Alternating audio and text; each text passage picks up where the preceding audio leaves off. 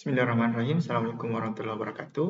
Perkenalkan, nama saya Muhammad Fadil, NIM 9912822 2004, mahasiswa program Magister Penelitian dan Evaluasi Pendidikan Universitas Negeri Jakarta.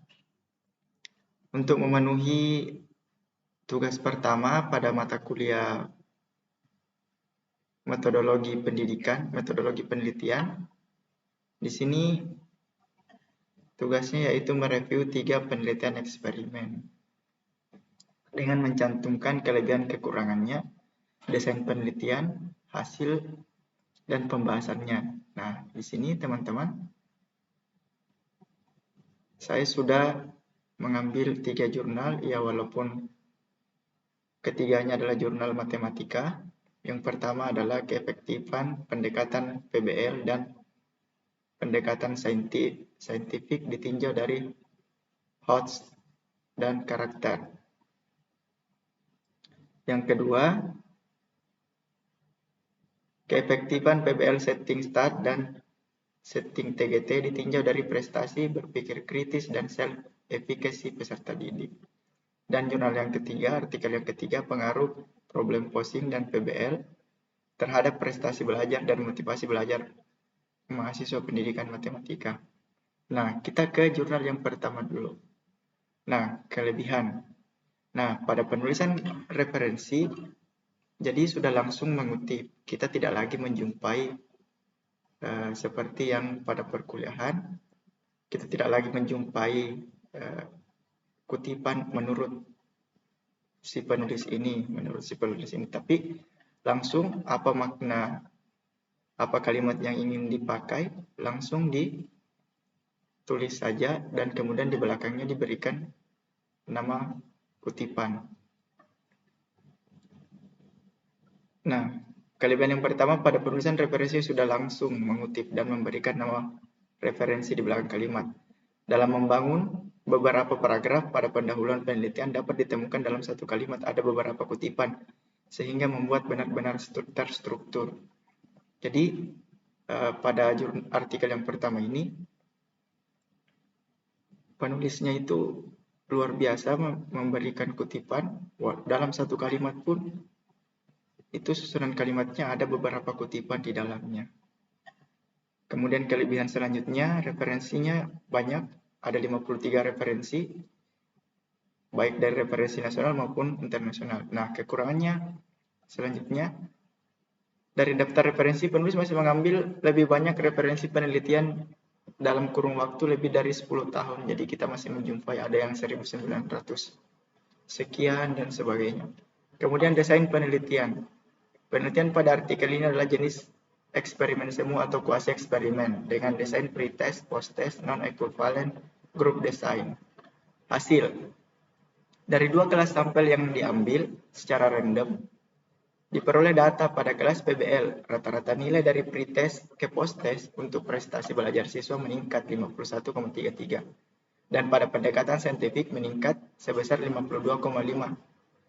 Rata-rata nilai tes HOTS siswa sebelum diberikan perlakuan pada kelas PBL adalah 45,27 dan pada kelas saintifik 44,61. Sedangkan setelah diberikan perlakuan, nilai rata-rata kedua kelas eksperimen sudah melebihi rata-rata, yaitu pada kelas PBL 75,57 dan pada kelas saintifik 74,03. Pembahasan. Meskipun setiap kelas dengan pendekatan PBL maupun saintifik meningkat, tetapi pada saat diukur apakah terdapat perbedaan efektivitas pendekatan itu tidak terdapat perbedaan. Berdasarkan hasil uji MANOVA, bahwa nilai signifikansi F lebih besar daripada 0,05, yaitu sebesar 0,862. Hal ini mengidentifikasikan bahwa tidak terdapat perbedaan rata-rata pada post-test prestasi belajar, HOTS, dan karakter siswa, baik dalam kelompok yang menggunakan pendekatan PBL maupun pendekatan saintifik. Dengan kata lain, tidak terdapat perbedaan keefektifan antara kelompok pendekatan PBL dan kelompok pendekatan saintifik ditinjau dari prestasi belajar, HOTS, dan karakter. Jadi, berdasarkan hasil uji MANOVA-nya, walaupun tidak ditemukan, walaupun tidak bisa dilanjutkan untuk melihat yang mana pendekatan lebih efektif, tapi kedua pendekatan ini memiliki keefektifan masing-masing. Tapi pada saat mengukur mana yang lebih efektif itu tidak bisa lagi ditemukan. Nah, kita ke artikel yang kedua dengan judul keefektifan PBL setting start dan TGT ditinjau dari prestasi berpikir kritis dan self-efikasi. Nah, kelebihan sama seperti pada artikel pertama, penulisan referensi juga tidak bertele-tele dan kita jumpai pada satu kalimat dalam paragraf dapat terbangun dari beberapa referensi. Total referensi dalam artikel ini sebanyak 40 referensi, baik nasional maupun internasional.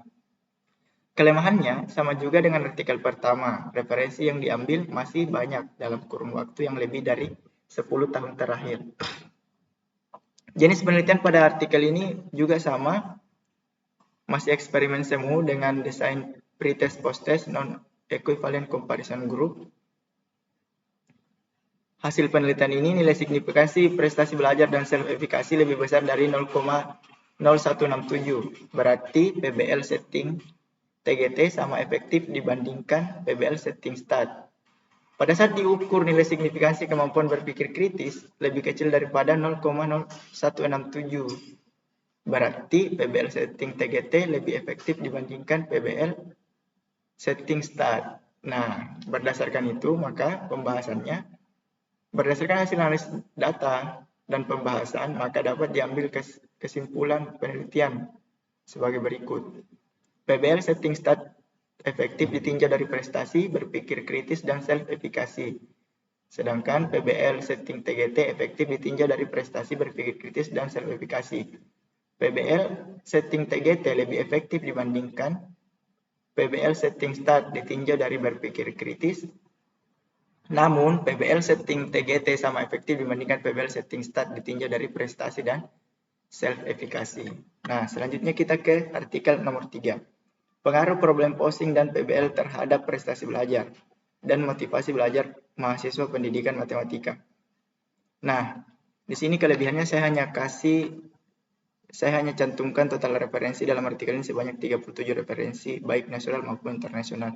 Nah, di kelemahan ini berbeda karena pertama kelemahannya ada dua yang saya cantumkan. Pertama, kurun waktu 10 tahun terakhir masih ada referensi yang diambil lebih dari 10 tahun terakhir.